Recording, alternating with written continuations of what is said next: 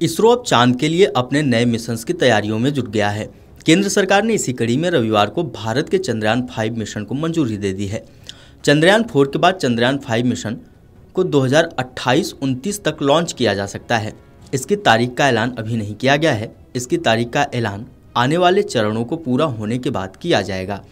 ऐसे में आइए जानते हैं कि आखिर चंद्रयान 5 मिशन क्या है, इसे लेकर इसरो ने अब तक क्या क्या तैयारी की है, भारत इस मिशन से क्या हासिल करना चाहता है, चंद्रयान 5 की खासियत क्या होगी और यह चांद पर भेजे गए चंद्रयान 3 मिशन से कितना अलग होगा। आइए जानते हैं सब कुछ। आपको बता दें कि चंद्रयान 3 मिशन को इसरो ने बेंगलुरु से लॉन्च किया था। इसके विक्रम लैंडर ने 23 अगस्त 2023 को चंद्रमा के दक्षिणी ध्रुव के पास सुरक्षित और सफल सॉफ्ट लैंडिंग की थी। चांद की सतह पर सुरक्षित लैंड करने वाला अमेरिका, रूस और चीन के बाद भारत चौथा देश बना था, जबकि चांद के दक्षिणी ध्रुव पर पहुंचने वाला भारत पहला देश बन गया। सॉफ्ट लैंडिंग के बाद प्रज्ञान रोवर की सफल तैनाती की गई। इस लैंडिंग स्थल को 3 दिन बाद 26 अगस्त को शिव शक्ति पॉइंट नाम दिया गया। चंद्रयान 3 मिशन चंद्रयान 2 का ही अगला चरण था, जिसे चंद्रमा की सतह पर उतारकर परीक्षण करने के लिए तैयार किया गया था। इसमें एक लैंडर और एक रोवर शामिल किए गए। विक्रम लैंडर में CHASTE नाम का उपकरण लगाया गया था, जिसका उद्देश्य चंद्रमा की सतह की तापीय चालकता का अध्ययन करना था। इसके साथ ही उपकरण ने चंद्रमा की सतह पर और नीचे अलग अलग जगहों पर तापमान में अंतर को भी नापा। CHASTE उपकरण ने चांद के दक्षिणी ध्रुव के बारे में इसरो को एक अहम जानकारी दी, खासकर यहाँ के तापमान और अगर अंतरिक्ष यात्री वहाँ पहुँच जाते हैं तो किस प्रकार का माहौल मिलेगा और वे क्या क्या सामग्री उपयोग में ला सकते हैं। इतना ही नहीं, शेप यानी SHAPE पोलैंड ने 2 महीने तक चंद्रमा की परिक्रमा करने वाले प्लेटफॉर्म से पृथ्वी का निरीक्षण किया। इसमें ऑक्सीजन, जलवाष्प और कार्बन डाइऑक्साइड की मौजूदगी दिखाई देती है, जो एक ऐसे ग्रह का संकेत देती है जो जीवन के लिए रहने योग्य है।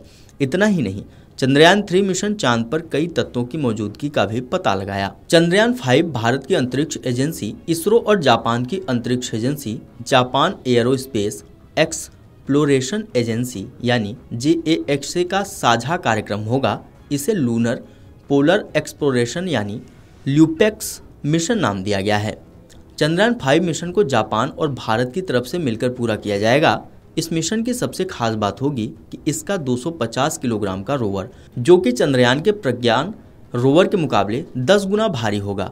इस भारी वजन की वजह से रोवर में मौजूद अत्याधुनिक और ज़्यादा से ज़्यादा तकनीक की मौजूदगी, जो कि चंद्रयान 5 मिशन को दक्षिणी ध्रुव की स्टडी के लिए अहम बना देगा। इतना ही नहीं, भारी रोवर की वजह से भारत की तरफ से बनाया जा रहा लैंडर का भी वजन भारी रखा जाएगा।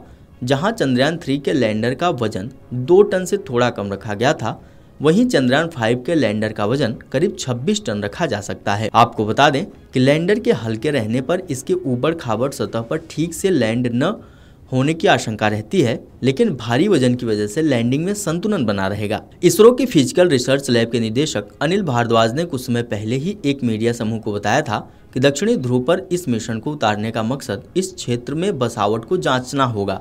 आपको बता दें कि चांद का यह क्षेत्र लगातार अंधेरे में ही रहता है, जिससे यहाँ तापमान माइनस में चला जाता है। ऐसे में यहाँ माहौल किस हद तक खराब हो सकता है और इसकी सतह पर बर्फ और पानी मिलने की संभावना कितनी है, इसका पता लगाया जाएगा।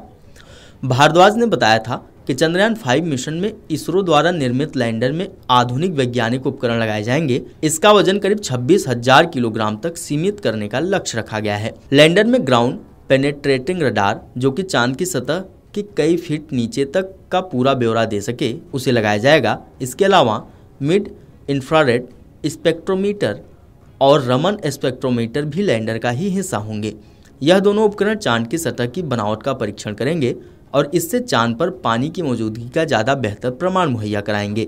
इसके अलावा लैंडर का plate permittivity and thermophysical investigation for moons aquatic scout चांद के आसपास के तापमान और यहाँ पानी की मौजूदगी की संभावना की पूरी जानकारी इकट्ठा करेगा। इसके अलावा लैंडर में जापान के सेंसर्स को भी लगाया जाएगा, जिससे चांद की सतह की गहराई को समझने में मदद मिलेगी।